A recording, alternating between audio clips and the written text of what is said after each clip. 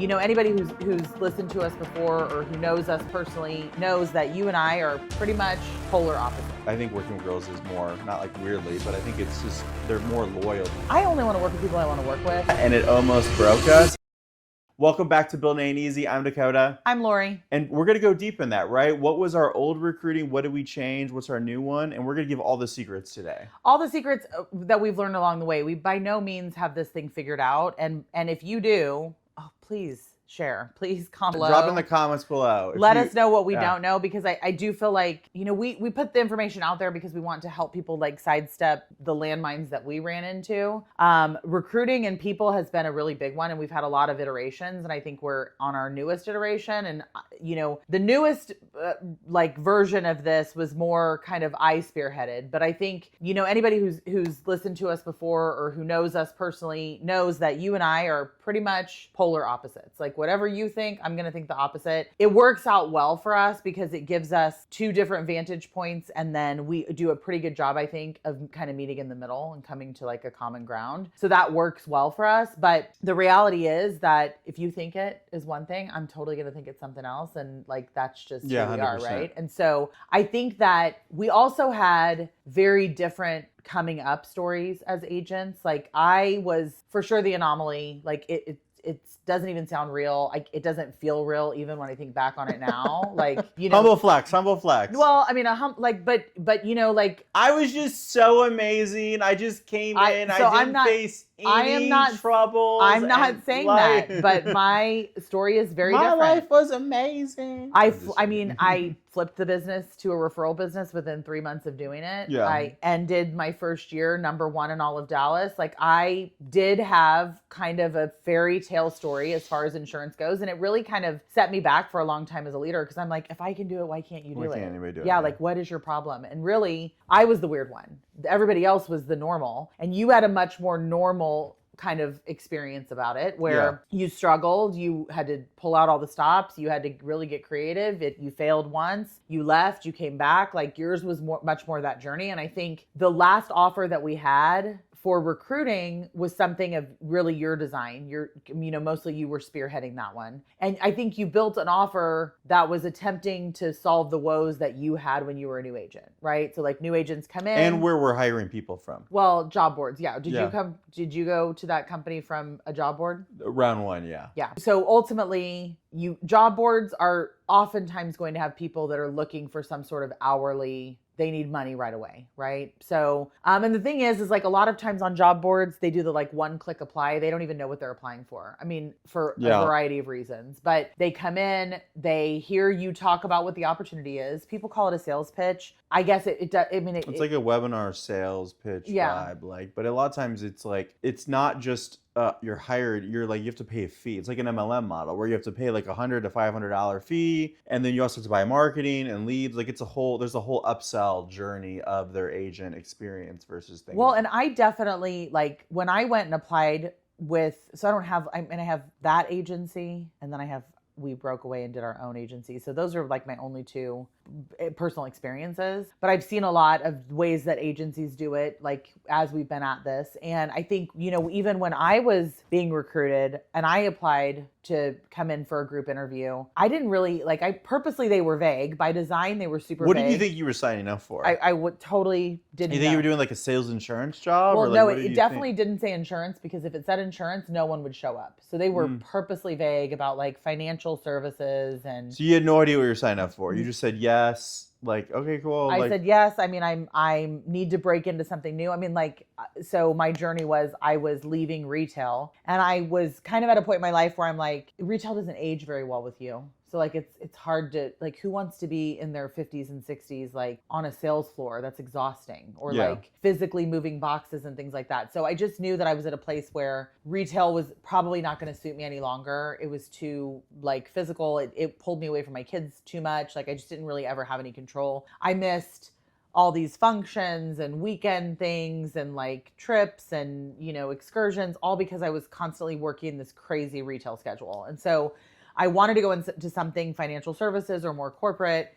And that's kind of must have been the vibe that the ad gave, but they were purposely vague. And I think most insurance companies are purposely vague because if they said it was insurance, no one would have come. I mean, if they had said it was insurance and I knew that going in, I wouldn't have gone, which I'm super happy and thankful that the stars aligned as they did, because once I got there, I was like, oh, okay, well, I could do this. Like if I'm Lori, I know what I bring to the equation. Like I could do this. What made you said yes about financial services versus insurance? Well, I had been in financial services. I used to run a bank. So it gave you like a bank vibe. So, well, I mean, it just sounded like something that would be physically less like daunting. Yeah, than retail. Yeah. And the hours would be more stabilized as opposed to, when you're in retail, you have to do 2 closes a week. You have to work 3 weekends a month. Like, I mean, it's a thing. So like, it just is not super conducive to having small children. You have a family. Yeah. So I would say our previous offer. Well, give the people a scope, because this is really for sales leaders, anybody building a sales team. What we've learned, so I think this is a lot in the financial industry. How do, I'll give you my take, but just give me your take. How do most people recruit or hire a large, like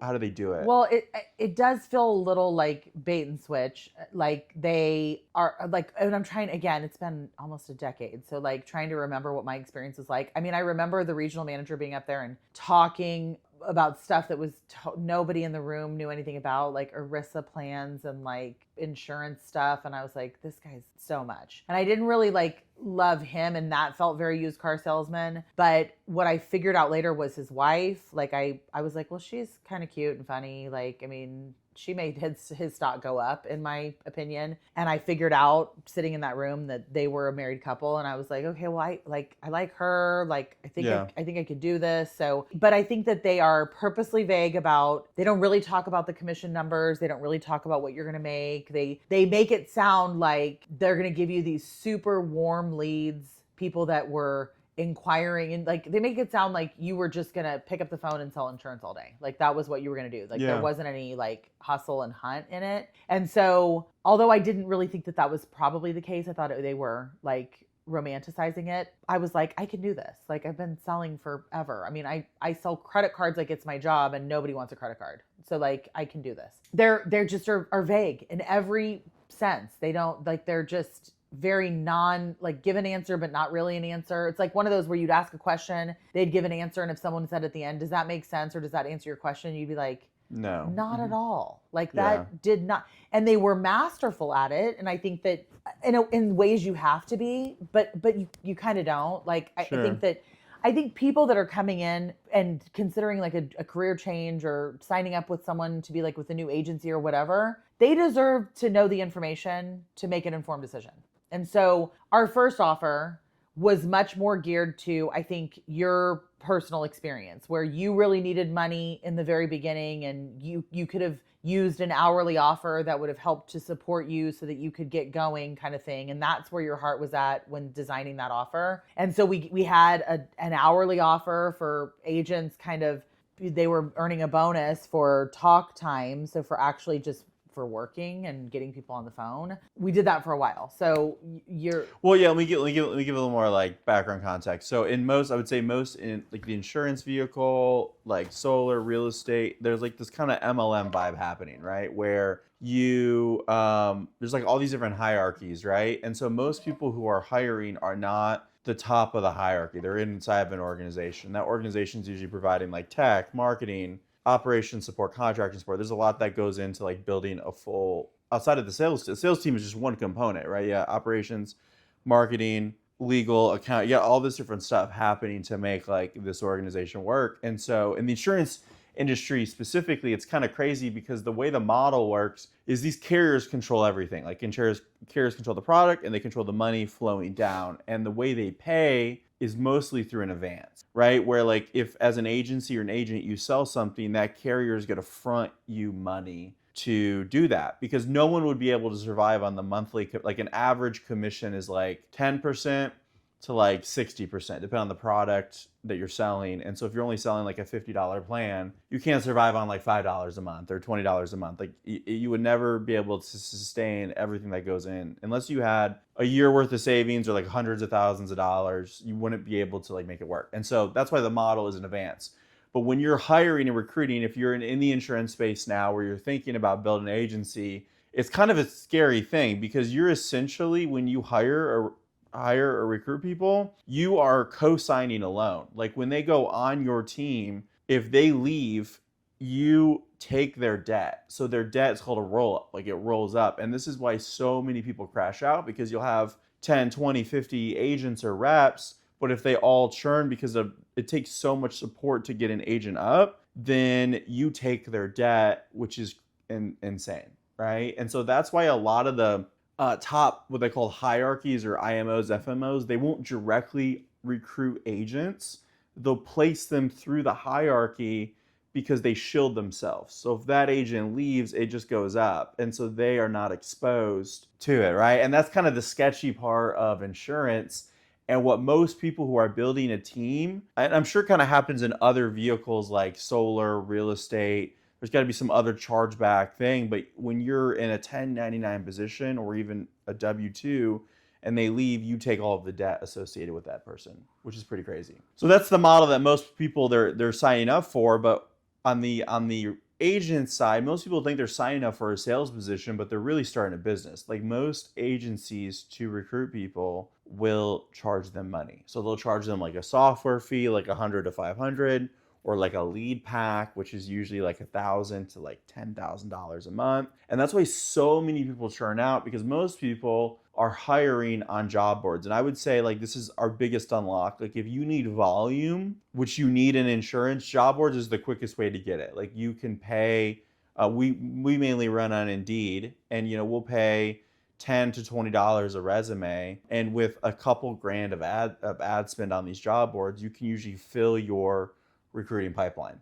The problem is, and this isn't to be mean, if I found myself on many job boards, the job board quality is like one of the worst quality leads out there. So the good thing is it's high volume, but it's like the lowest quality type of person coming in. That's not to be mean, but and Lori kind of approach this is that a lot of people one-click apply. So like people don't really have any idea what they're signing up for, and they're trying to find the quickest money or hourly or easiest offer out there. And so an insurance or sales opportunity, even though it's super lucrative, it is by no means easy. Like it is a very intense skill set that you have to learn on how to do things right. And that, we can drop in, go check out our reviews if you're looking up building a brand. We've taken like 4 or 5 years to build up 1,600 5-star reviews. Like that is a lot of hard work to do. And so anyways, people come in, they sign up for these offers. They don't know what they're signing up for. And so we had made an offer, me specifically, where we were paying people, because we were hiring on job boards, we were paying an hourly talk time bonus. So inside of our tech systems, it tracked how much talk time someone had. Someone might get 10, 20, 30, 40 hours a week of talk time. And we were paying out $25 an hour of talk time. Now, if you're building out an offer like this, there's 3 levers of talk time or time available. There's like actually being logged into a system, which is the most expensive. That's how most people are gonna like rack up their hours. There's available time, which if you're in a dialing queue, it's like you hit available status, which is like login time. They're not always going to be available, right? And then talk time is usually going to be 50 to 80% of available time. So we were just paying on the lowest tier, but that did allow us to hire the most amount of people, because you can pitch it or frame the offer like a $25 hour talk time offer. And this wasn't like a bait switch or anything. It's just from a job board mindset, like people on job boards, they're waiting to hear the hourly number. So most hourly positions in a call center role is like 15 to 20 bucks. So if you offer a 25, you beat everybody's offer, but it's on the talk time. But then on top of that, we did commission, which was like 40% of the agency commission. Won't go super deep into that. And the theory is that it would work because carriers would pay behind the scene bonuses to front that. But there was a lot of red flags that we didn't take account from, right? The average bonus going out to the team of this talk time offer was $2,000 a month, which if you compare that versus like a W-2 offer, like 2, 3, 4K a month in taxes plus their hourly expense, it worked. The problem though, and the behind the scenes bonus is where we set the quota, was paying that $2,000. The problem with it though is that the hungriest agents who get to 50, 60, 70 hours a week, their bonuses were like 7 to 8 grand, because we also had kind of like overtime. I won't go super deep into it because it would take an hour, but they get overtime bonuses in there. And so the agents that are like really milking the system, their sales were not fronting the whole bonus program, right? Because they're, not to be mean, but their entry level rep is not the best rep, right? And so their numbers did not back out the total pool. So for like over 3 months, I think we paid 70 grand in bonuses, and only it was like 22,000 came in from carriers. So we were negative 50K.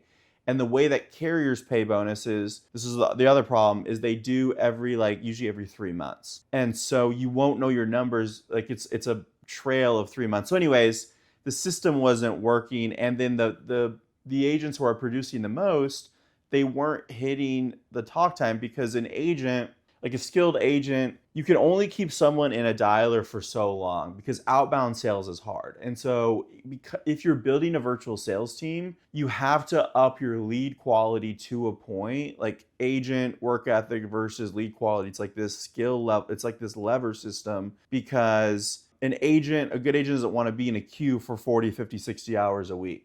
Because they're generating referrals. And so they don't get the most bonuses, and they're not motivated, even though they're producing the most sales. So there was a lot of red flags with this model. The nice thing about it is, if the back-end economics had worked, it does allow you to hire a ton of people on the recruiting. Like, it makes your recruiting funnel easier on job boards. You just have a lot more people to like sift through, but you also get the worst, not to be mean, but the worst people, because they're expecting an hourly offer, and so they're not motivated. So the other problems with this were, so yes, it attracts the wrong type of person. It attracts the exact opposite mindset of the entrepreneur that you need to be successful in insurance. Correct, yeah. You're getting these hourly people. Your least skilled, least licensed people are the ones working forever. And there were times when they would be sitting in a dialer and getting paid, essentially, theoretically, they were racking up enough active time to sit in a dialer when there was no activity. So they were meeting their active time requirement by just sitting, because they were waiting for calls because they weren't licensed in enough states. So like, it was kind of exacerbating the problem. The other thing is that and again, no shade, like, people don't know what they don't know. I didn't know much when I started, for sure. So I would have been in this category as well. Just ignorant is not a negative thing. It's like, you just don't know, right? Right.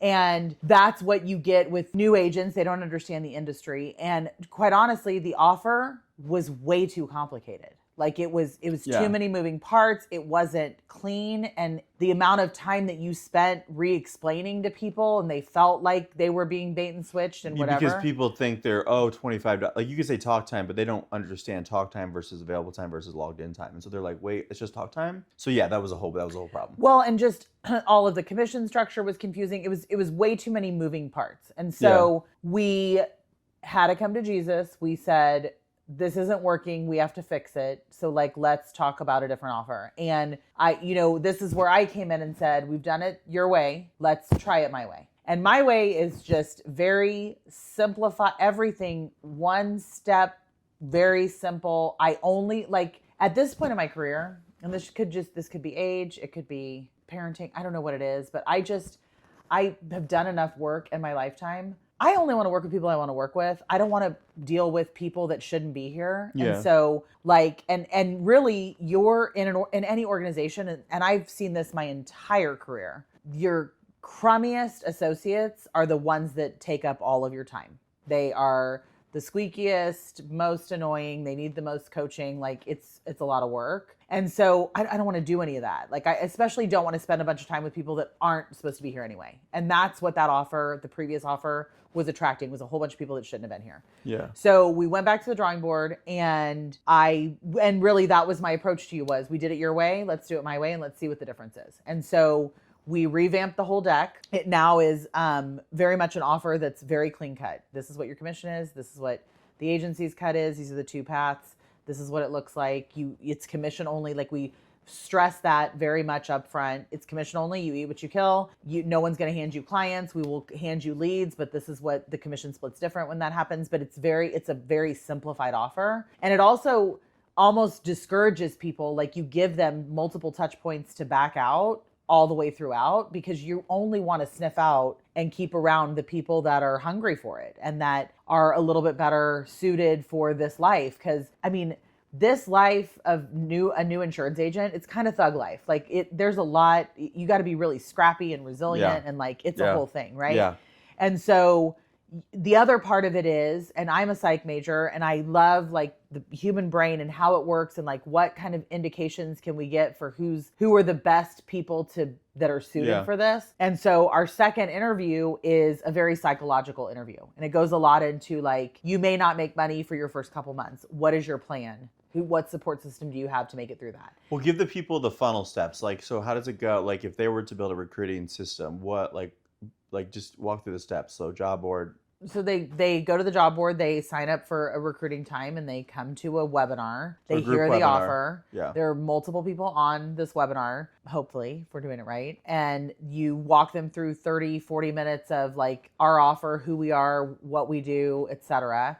Then at the end, you give them another link to go, 2 links. One to go fill out kind of like a get to know you kind of questionnaire. So we have something to look at when we're doing the second interview. And then there's a link for the second interview. We ask them to do the second interview the same day, because again, it's like a lead, right? Like the further out you get from it, the less credibility it has, the less like viability it has. So you really want to get them on the calendar like as soon as you can. And then they go to their second interview. And the second interview now, and this is on us, like, because building this thing and still selling, like we can't be in 100 places at once. And so up to this point, we had the ops team doing a lot of the behind the scenes stuff. Well, they're good workers. They maybe, they don't know what they don't know. They have never done this before. They've never led before. They've never been in insurance before. So putting them to make our decisions, like the questions, like when I was like kind of really dissecting and looking at the entire process, the questions that they sent over for the second interview, and this is on us. We should have known, we should have had a better thumb on this.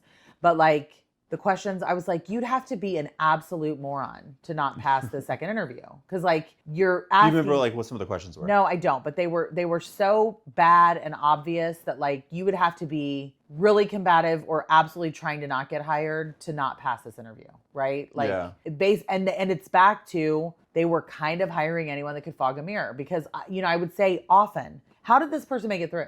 Like they shouldn't be here. I knew that from day one. Yeah. Like how did they make it through? And that's when we got into like what the questions were. And I'm like, well, this sucks. So went back and rewrote with the help of AI, rewrote a very psychological second interview. And it gets a lot into like, are you scrappy and resilient enough to like give it what it takes? Do you have enough of an entrepreneurial mindset? Do you understand that you're working today to build something for the future? Like the payoff is going to come down the road, but it's going to pay dividends and then some. So like, it's a much more psychological test kind of to see if they're the right fit. And so cleaning up the offer, no BS, giving them right out of the gate everything that they need to know. There's no question about what they're signing up for, making it a more psychological test to make it through to the next thing, kind of preparing them, bracing them and then bracing them for how much work was going to go into before they even started training. And then having the ops team kind of check back to see if they're completing that training, because if they're supposed to do pre-work, it's probably 30 hours of pre-work before and they don't do it, then it's not the right fit. They don't have the right attitude. Yeah. So just a very cleaned up, simplified Well, here was some things that, so clean, simple offer, which for us, what we changed it to was, and this is going to be different economics for your business, right? We did the math. We're fronting everything: leads, software, all the stuff, the tech team, all like there's probably about 50 to 100 grand going out a month between all this different stuff. And so we did an 80-20 split. We get 80% of the agency comp, they get 20%, but that 20% is not nothing. Like an average deal pays out 150 on 20% to like 500. So an okay agent can still make 500 to like 2-3 grand a week, and it compounds from there because that's how insurance commissions go. And so it's still a pretty attractive offer. But that's only for leads that we generate. That's leads that we generate, and then on leads that they get a way higher split of that because they brought the lead themselves. We'd have to pay for the marketing. And so that was super simple offer. But what we were doing wrong before is on the recruiting, we were doing a pre-recorded webinar. because we're trying to save time, because we're running 8 to 12 hours a day, 14 hours a day, sales, leading these teams. Like, hey, let's just do job board. They jump on a webinar. We can just have it pre-recorded, and then they still book for a second interview. Not the move. That was leading to people being super confused. Maybe they were checking out because it was pre-recorded. We don't know. So that is a red flag. Do not do a pre-recorded webinar. Do live. You need to be live there, and it needs to be you, the owner, or someone that is like a leader inside the organization, because, or you have to train someone up, which we haven't been able to do yet, because that's like one of the most important things. It's more than just selling your product. You're selling a career inside. So you have to be able to speak with confidence and conviction. Well, and now that we, have someone that does the actual training, so we did take that off of our plate. They don't get a lot of FaceTime with you or I. And so I think that it is important for them to see us first, to know like where we started and who we are and where we came from. And eventually we'll get out of selling, and this will be our job, is to always do recruiting all the time and like building. And like, that's what the goal is to get to that and not have to sell anymore. But it just wasn't a great like first look for us to have, someone who wasn't the face of the brand. Yeah. And it's like your first call with them. And so just to fill in the gap, like this is like the full process. Okay. And I'll give you just some secrets that we learned. And again, and comment down below, guys, if you guys want any of these docs. Like, we're super open on our second interview questions or stuff like that. Like, feel free. Like, we're an open community here. But job board, just because highest volume, to a Calendly page or like a scheduling software where they register. What we've been doing is implementing, because between each of these steps I'm about to say, there's typically like a 30 to a 60% fallover rate. So you need to model your steps in between to like, okay, I need to get to a writing agent or a producing representative of your brand. What are the steps and the fall through rate, so you know how many people on the top part of the funnel?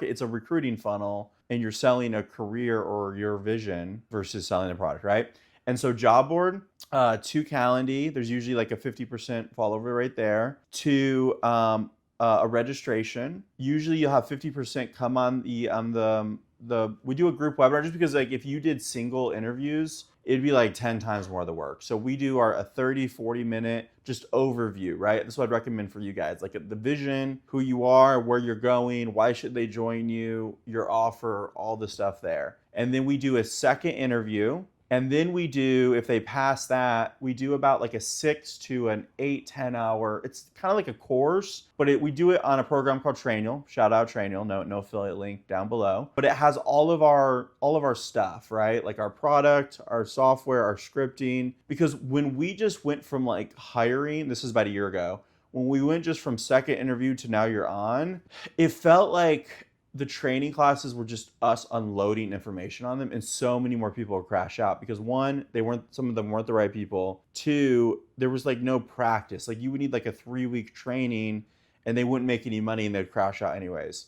So we use kind of like this week of this course work to kind of filter, but get them ready, so that way when they actually start with us, it feels like a fresh experience. Then when they come on, what we did is kind of unorthodox, so we kind of like it. Maybe some other organizations have done this. We don't call it the training week. We call it the third interview, right? We frame it as, hey guys, we're essentially going to give you $100,000 a month in leads and marketing and support and everything we cooked up here. We want to spend like 30 to 40 hours a week with you, right? So we want to hang out with you for a whole week to make sure this is a good fit. And so that way it kind of puts people, not on like a weird way on edge, but it makes it kind of a competition where it's not like, hey, you're not hired yet. You got to hang out with us for a week and make sure it's a good fit for everybody before you come on. So we do a full like 8-hour day between dialing, role playing, listening to calls. We do or around our culture, and we hired someone to manage that, because that's like a full week. And then once they pass that, they are on the team. But we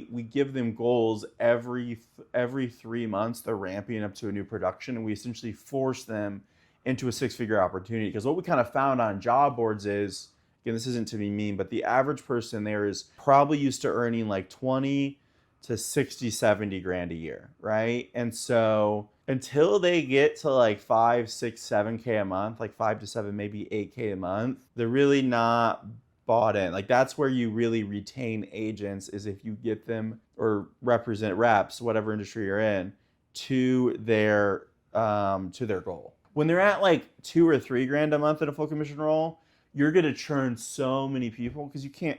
It's hard to live in America on $2 grand a month. Like that's like super hard. And so you got to figure out the model and the lead flow and the systems to get someone to 5, 6, 8K a month. And then they're like, all right, I'm never leaving. Like, this is the most money I've ever made. And this is great. And their mental health's good. And like, it's just an easier path. But do you have anything to weigh on that? Like what we learned over a year between those different like fallover points? Well, so many lessons. I just think like, I don't know. I think for us, we need to not let things stay broken before we adjust them differently. We've wasted a lot of money because we let it go on for too long because there were too many other irons in the fire. So that's the first thing. The second thing is you have to leave things in position.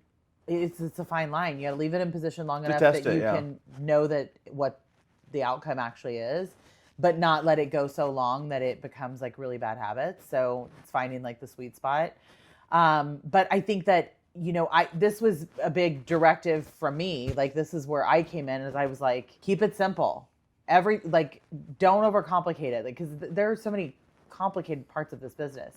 We have to find a way to make it as simple as possible because not that these people are not smart, it's that they aren't smart about this. They haven't done this before, and that's okay. But like as much as it can be simplified. And what I will say is we've had 2 classes now with people from this new strategy. And I think of the people that are doing the work, they're probably 2 of the ones that are like understanding the assignment because it was like kind of beat over their head from day one. And we don't have any of the behind the scenes HR stuff of them coming to me or you like, when am I going to make money? Oh my God, I'm spinning out. Like, what is going to happen? Like, because they didn't understand it before. And an agent does not need, a brand new agent who's learning this business does not need anything else to distract them or get in their way, because there are enough things that they've got to keep their head right to be good at this. And I think that, you know, we have kind of this propensity to like, we want to keep it simple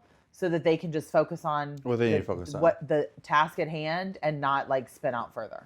I totally agree with you. And then the other framework I thought is really important. Maybe this will be value for you. Like this is a really deep part that like you're gonna really struggle as a startup is like founders can kill your business because you unload. I'm more the visionary. She's more the Hammer. No, it's the other word, operator in the business.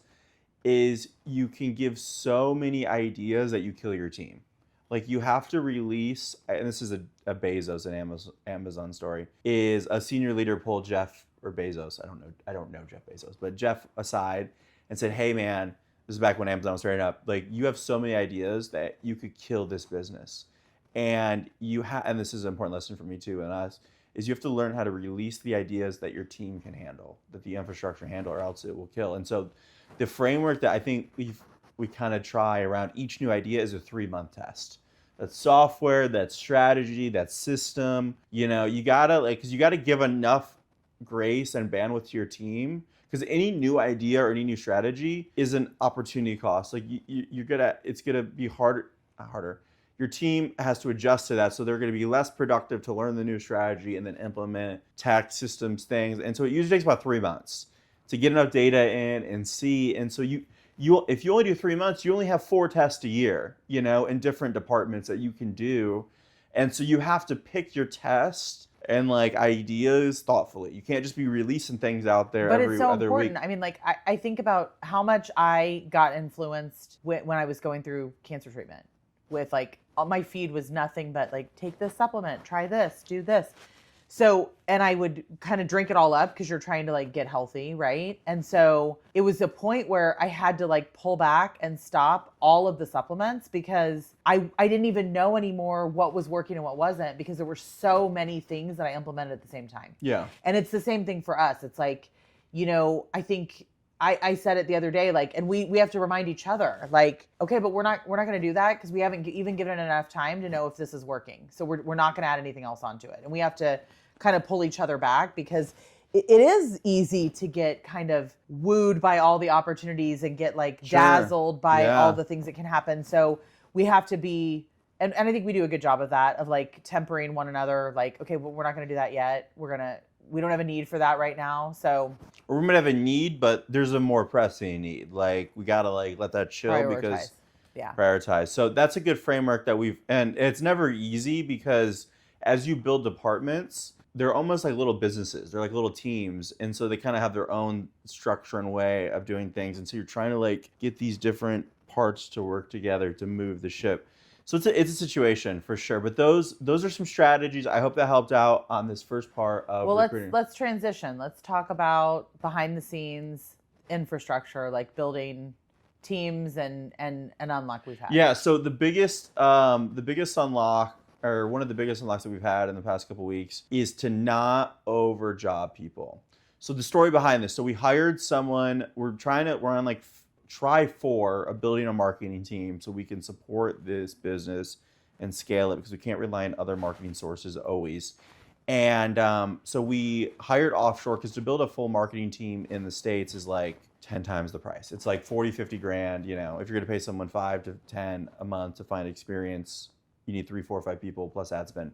So we went offshore and we found some great people out of Brazil. And the part that I'm struggling with, like when you haven't done something, is you're doing these interviews and you're like trying to vet for a skill set. You might do like 2, 3 interviews deep, you bring them on, but you don't know what you don't know. And you put people in a leadership role before they're ready, right? Like a leadership role shouldn't be a leadership role unless they elevate to that or they were already doing that in a different industry and you've like super vetted that. Because it's not just the knowledge of the skill set that they're delivering, it's also working inside your culture because every business is like an organism, right? Like it's a different team, culture, process, tech. And so you have to like elevate people and not overjob them before they're ready or they're going to crash out. Well, and let's take this back a little further because I think there were some important parts to this that happened. So we had all these interviews. I liked a totally different person for the job than you did, if you remember that. Like you liked this person that we hired, but I try not to. It's kind of your wheelhouse, so I'm there for support, but I'm like, I trust you, like make your decision. I maybe shouldn't have done that. I maybe should have been more vocal because I wasn't sold on this person from the beginning. And I think what's really interesting is the person that I liked was a female and the person you liked was a male. And the only reason that matters is because statistically, men are more likely to BS and apply for jobs that they're not qualified for. And they'll just go in and like BS in the interview and get it done. Where women statistically are more likely to be very transparent about what they're capable of and what they're. Oh, really? I didn't know that. And so I can see that though. And so they are much more honest about like what their skill level is. And so they don't typically apply for jobs that they're underqualified for, where men all the time apply for jobs that they're underqualified for. And I think that it is a really interesting part of this because you liked him.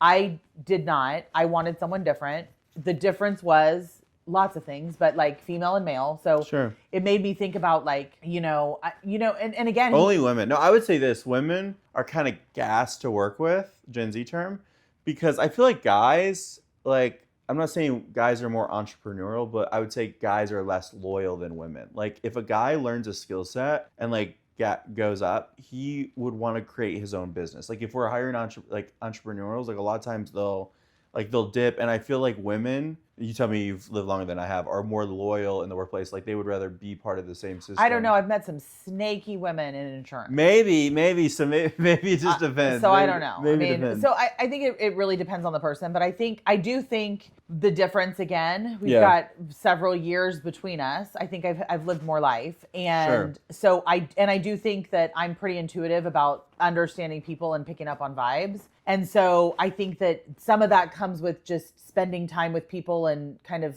understanding human psyche. And so I think there's an element of like, we were maybe a little bit surprised. Although again, just as we go into this, like just remember that tip as we're like having these interviews is that women tend to be much more honest about their skill set because it turns out that this person completely overjobbed. And I think he kind of let us know that from very early on. And I was kind of annoyed in the process because he was just like on a bunch of calls where he was like learning, but it was like weeks of that. Yeah, we tried to give grace. So this is important too. Like you want to give grace, but not too much grace. So we give like a 3-month game plan. Like month 1, you're just going to get clarity because it's a new niche. Month 2, we're starting to get some sales in. Month 3, we're going to lock down our CPA. And then by the end of it, we spent 10 grand and like 20 grand on ad spend. So we're like 40 deep. And he brings, I won't say his name or anything, but he brings up that he felt overwhelmed and he didn't bring up anything about it. And then he's just out.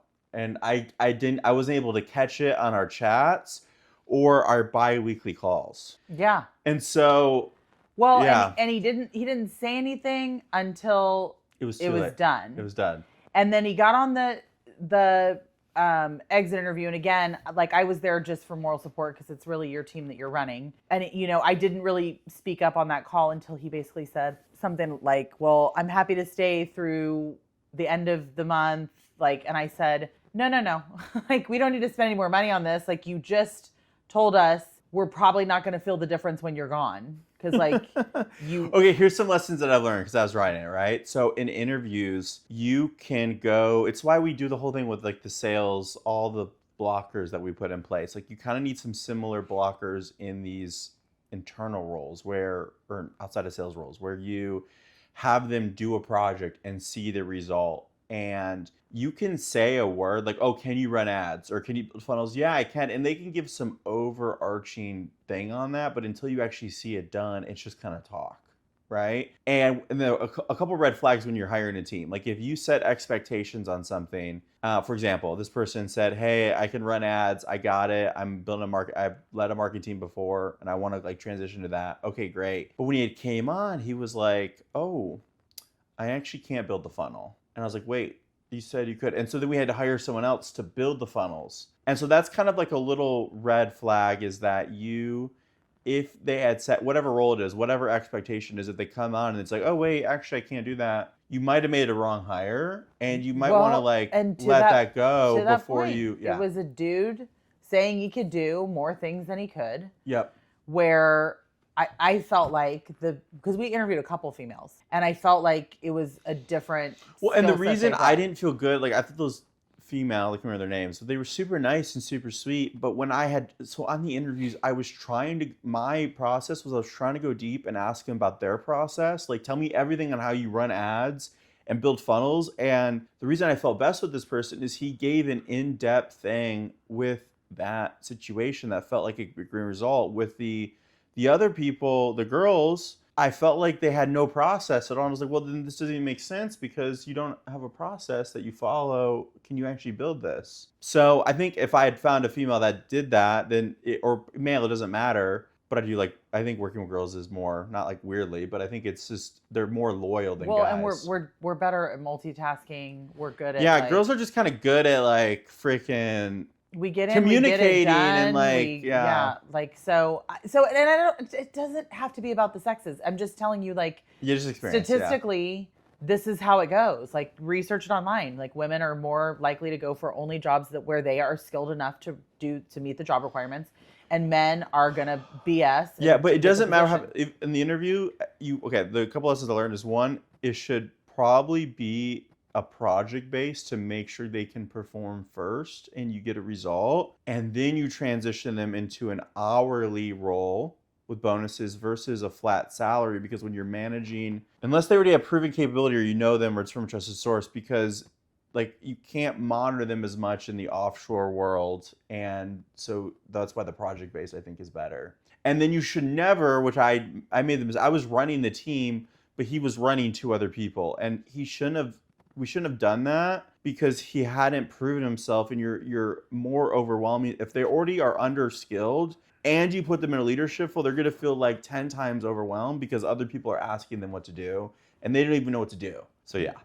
So, I mean, I do think that revamping the interview process for that, like using some psychology and because there is a scrappiness that comes with that too. And the other part of this is like, we're a startup still. And so like being a startup, the challenges are going to be potentially more abundant. And also we don't even know what they are because we don't even know what we haven't done it yet. Yeah. So like, I think you do have to have a different resiliency when you're coming into a startup. And it's great to be a part of something from the ground up, but also like my biggest frustration with the people that have been of support to us is that they don't come with ideas. Like I want it to be collaborative, and I want, like, as we're figuring this out together, if you see something that we could improve upon, bring an idea. And we've not met a lot of those people that are like, well, what if we did this? Or what if we did, we could try it this way. Like, that's fun, right? Like, yeah, but if it's just you only talking on the meetings and them not, then it's just like bleak. It's well, like, and it's the same thing. Like, we are stronger, in my opinion, in my experience, because we are such varying opinions, and we do kind of find a way to meet in the middle. If it was just you running it, it would be a very different organization. If it was just me running it, it would be a very different organization.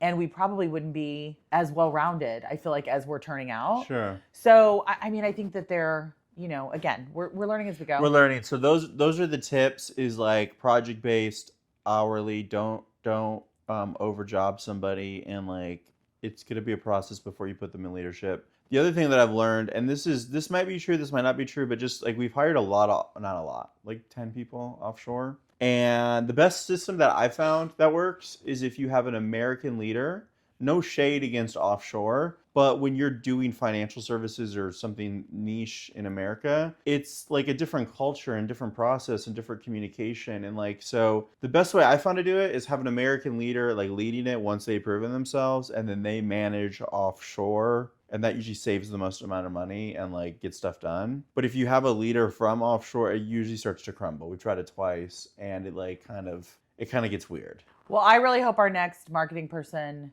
we find the right female, because I think it would be interesting to see the other side of it. I would too. Because our last marketing person who was a male, the two still pissed about. Yeah, the one before that. Yeah. So just like only girls apply. If you guys are looking, they've been flaky, and girls rule, boys drool. That's funny. So like, it would be interesting to see the difference of the vibe. The difference. Yeah. Well, I guess we'll see how. So hopefully that helps you guys out. Put down in the comments below if you guys agree with that, or what you guys think. Well, should we end this thing with a spicy call? Yeah. So the other thing we want to put on this pod, guys, too, is we wanna like start talking about the different people that buy insurance and their like different pain points from their side, and then from our side. And I think it'd be like we think it's gonna be super duper entertaining. This is kind of Lori's idea, but this should be. Entertaining is the right word. Let's hope that they can hear this. We'll have to send them this. Well, give them some context. Give them some context before we play. Well, so this is a 3-minute call. We're just going to talk about, this is a lead. It's a person who is in another state where the agent who answered the call wasn't licensed in the state. So it got put on my calendar. I'm calling in because I didn't have any time the day that it happened. So I'm calling the next day for this appointment. And this person was poised to kind of be a pain in the neck from the beginning, right? Like the comments in here, like our system sends like appointment reminders and like, this is who we are, to try to help the client get a little familiar with us if they aren't. Yeah. And he started out just real combative, right? So like there's a message here. Well, if you've got 1,500 good reviews, you've got plenty of customers and don't need me. Well, read the message before. What do we say? Well, it's like, here, this is who I am. Like, this is who we are. Yeah. Go check us out. So like, it's trying to give them ways that they can vet us out, because they've never met us before, and he's a lot of states away. Yeah. But like, he starts out with that. So I read that and I'm like, oh, what am I in store for? And then I go to make the call, and I said, hey, I'm calling, but I go straight to voicemail. Want to try calling me? This is the number. He said, because you've been reported as scam potential, so why didn't you have a company associated with your number? Like, just real combative from the beginning. Oh my so God. like, I already knew going in it was going to be hot. But here's the thing, right? So we're going to listen to this. It's 3 minutes long. And I am definitely at a point in my career where like, I haven't fired too many clients, and I haven't walked away from because I really do want to help people. Sure. But also, it's a beautiful place to be, that I'm like far enough into my career and I have enough clients that are amazing that I get to work with, that I don't have to be abused. Like, there were definitely times early in my career when I was just getting going where I put up with more than I should have from people. And it's good to be on the other side of that. And like, and the other thing is, I'm good enough at my job that like, you're lucky if you're on the phone with me, and you're not going to mistreat me in this process. So like, to have that confidence as well is like, we know we've done this for long enough. I understand if they get me on the phone, they've hit the agent lottery. Like, I know more than a lot of people. I try harder than a lot of people. Like, I know it's going to be good. You can see from the reviews. So like, you get to a certain point in your career where. Ooh, I can't wait for the call. Let's play this call. Well, let's get after it. Here we go. Hi, this is Lori. I'm looking for Tanya. Yeah, I'm actually the agent that's licensed in Maryland, so my name is Lori. I'd be the one that was helping you. You're not the one that texted me. I am the one that texted you. I'm the one that texted. You can see a text from me. Hello, it's Lori with the Benefits Boss calling for our insurance consultation.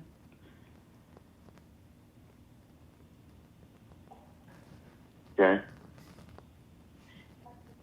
Well, thanks for calling me back. Tell me what is going on. How can I be of assistance?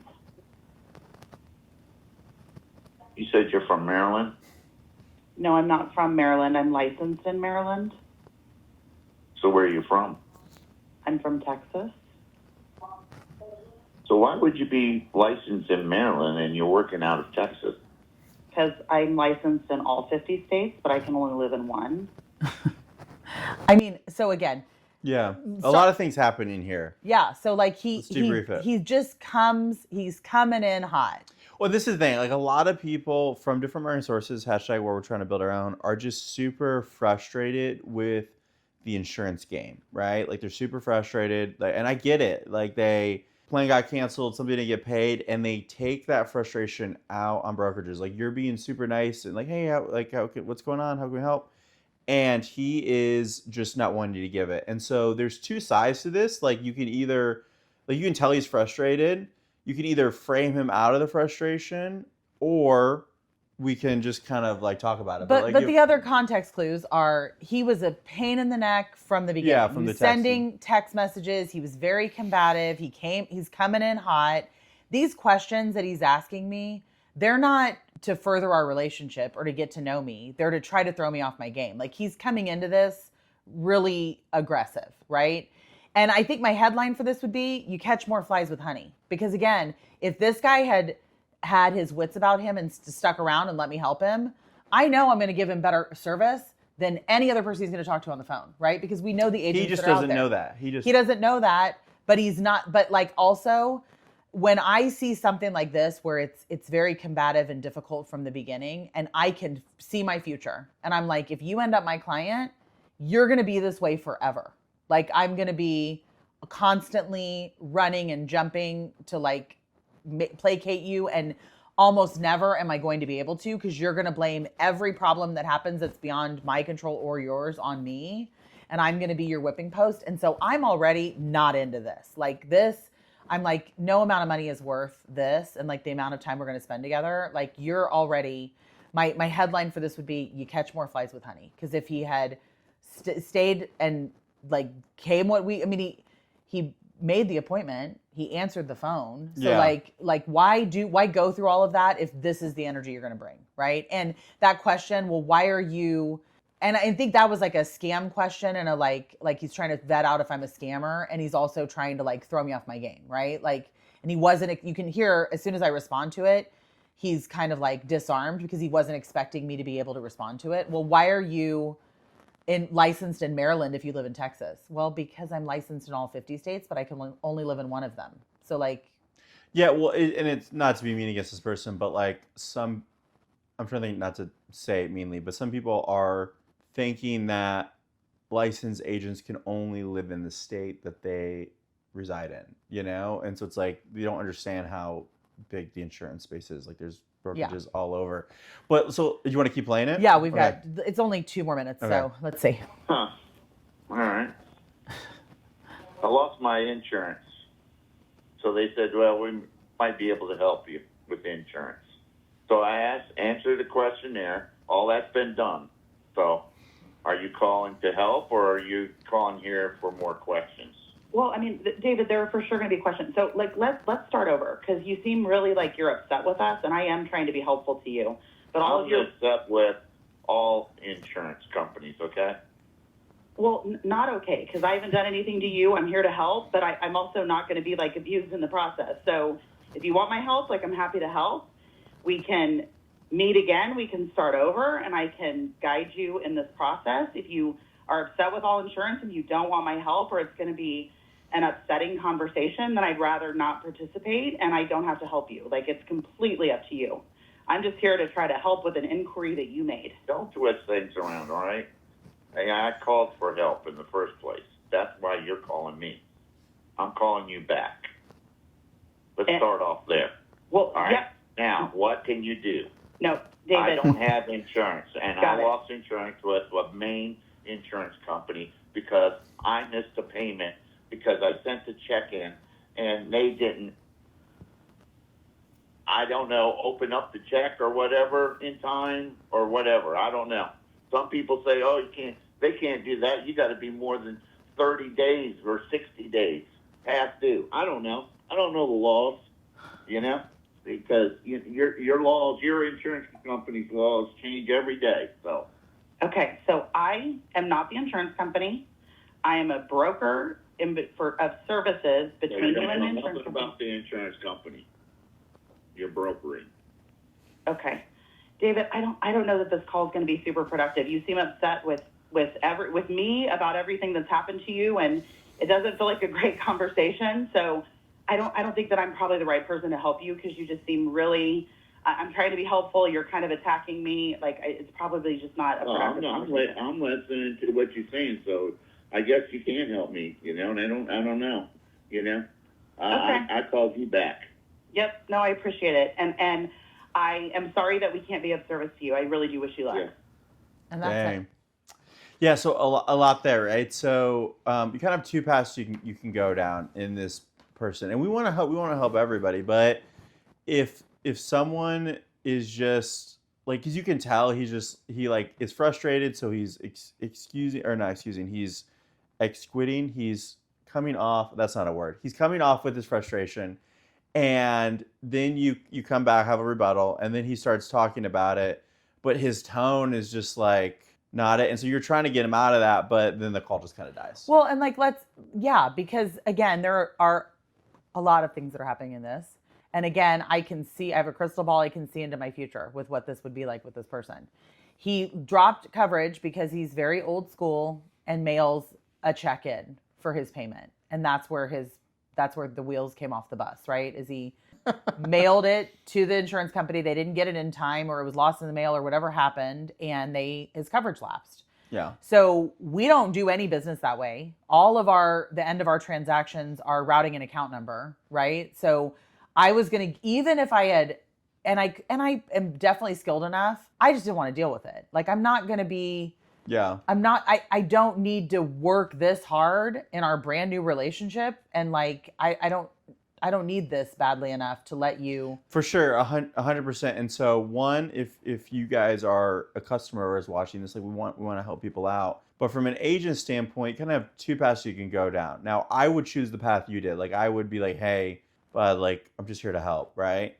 But for a new agent, it's like, how do we want to help our team win with like these relationships? And I think we both agree we'd rather them have their pipeline so full that they don't have to worry about this, because this is the type of person, not to be mean, but you are going to have to go through like 15 to 20 different loops of getting them out of their frustration. But then just how you buy insurance in America for private plans, you have to put in a routing and account number. And we would have gotten to that, and he would have given me flack, and I would have been like, we just spent all this time, and now I don't have a way for you to pay for this because I can't direct bill you. So all of that was for nothing. And he would have gotten pissed again, and he would have like hung up on me. So it really was worth just my sanity and like cutting the call.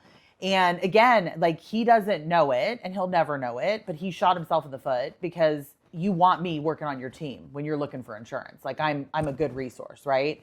And I would have solved all of the problems in our time together, but he was never going to allow it, and he's attacking me from the beginning. And like, honestly, I don't walk away from, because I really do see myself as being in service to people, but like, you don't get to abuse me in the process. And I've dealt with, and this is Lead Life, and this is why I don't love Lead Life. Like, I am so proud of the referral business that I built, because referrals are my people. Like, they're more fun, they're nicer. They've already come hearing about me. I don't have to like work so hard to like, I can just be funny and be me. I don't have to like, what state are you in and all that nonsense that like doesn't even matter. You know, like he was just trying to be combative. But like referrals are the way to go. I don't love lead life, but this is like what it's like to work leads. It's like they don't know you, you're coming from behind, you're working that much harder. And we all start on leads. So like I started on leads too. We all do. And you find a way to use your personality to like break down the walls. But like this person was already on 11 when he got on the phone and he was sending nasty messages beforehand. Why he even scheduled the appointment or took the call, I have no idea, because like my day would have been just fine. He's just frustrated and he's taking out his frustration. And like what I would have done different, like if you guys are watching this and you're in sales or want the tactic, like the way to, like as soon as the frustration comes up, I would have been like, David, like it sounds like we're super frustrated right now. Man, I'm just here to help out, dude. But tell me how it happened, dude. What went down and caused this? Did you like something, cancel plan? What? Like I don't work for them. I work for you. Like what? I would have done that. I would have kept doing that whole frame and like got him out of, try to get him out of the frustration where like he realizes I'm team you, not team insurance. Well, and like, I started to travel that road to see like, cause you heard me like, hey, David, okay, let's start over. Yeah. Let's level set. Like I'm just here to help. I'm not the insurance company. I'm here. I'm here to help. And I started that. And when he still was coming at me hot, I'm like, this is not worth it. You just like I'm going to cut this because this is not. No one should like put up with that. Like. So David was kind of intense, right? Like you can either frame out of frustration or you can't. Like what do you say with that? Like what do you? I mean, I say and I say this to new agents all the time. Like. If you are, and this is tough when you're brand new, but if you are ever either putting up with abuse because you're so desperate for the sale or making concessions or like, you know, like not like able to stand your ground or like do what's right, it's a sure sign that you're not working hard enough. Your pipeline isn't full enough. Like I can comfortably walk away from David and I feel great about it because I was never going to be able to please him. Like he was going to be a thorn in my side from that day forth. We were going to get to routing an account number. He was going to cause a problem. He was going to be like looking for reasons that I'm scamming or like when people come at me with like, you're a scammer, I'm like, dude. Especially if someone like checks, like that has the opposite effect, which is kind of crazy. Like if we send our review link, because we're trying to show we're like real and we're here to help, and they look through our reviews and they're like, you have 1,500, you don't need me anyway. Yeah, like if that's your attitude in life, like you need, not to be mean, but you need a little help. You need a little bit of love, man. You need a hug. David needs a hug, dude. So not from us. And also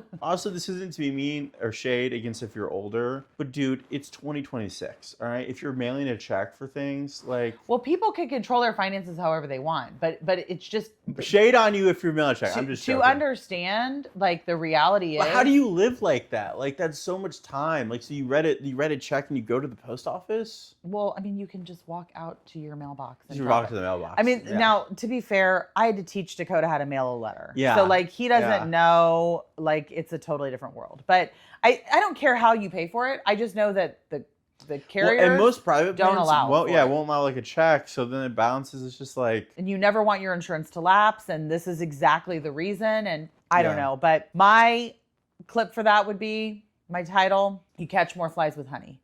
Because again, if he had been gracious and come into it, and even when I tried to kind of like, I did go one time trying to reset him, like, hey, David, let's take it back a second. Like, you seem upset. I'm not the insurance company. Like, let's start over. And he still was coming in hot. And then I'm like, okay, that was my one. And I'm like, we do the start over thing, then he was still frustrated. And so, yeah, it's a thing. But if you're watching this, like, we definitely want to help with insurance. Like, it's just, there's a lot of people that are kind of mean on a lot of calls. Like because insurance, to be honest, the healthcare system and insurance is both frustrating. And so we get pain as the bad guy when all we're doing is just trying to make a recommendation and like piece the broken pieces together. Like I had someone who was on a Blue Cross plan. She switched to another one, but they didn't tell her the new Blue Cross plan won't cover medications. And she has like $1,000 a month on meds. And she was actually really sweet. So this wasn't like a backlaw or anything, but I was able to text her an Amazon pharmacy link that had like she had a Dexcom, I think for diabetes. And they were the pharmacy, they were trying to charge her like $600. This Amazon pharmacy was like for $177. So saved her like $500. Now I could have packaged that into a sale and like done this stuff, but I just helped her. And she's like, Dakota, thank you. Like no one took the time to even explain. I would never went to this Blue Cross plan if I didn't know it didn't cover my medication. But even, and like, so this is someone who's older too, okay? She was probably in her 60s, and I'm assuming David was in his 60s, okay? So like 2 different people in their 60s. And all it took was me Googling it and finding the Amazon link and sending it to her. But that was not saying that she didn't have the capability to do that, but she didn't know how to do that. Like that kind of is similar to the check situation. And all I had to do was Google and text it to her.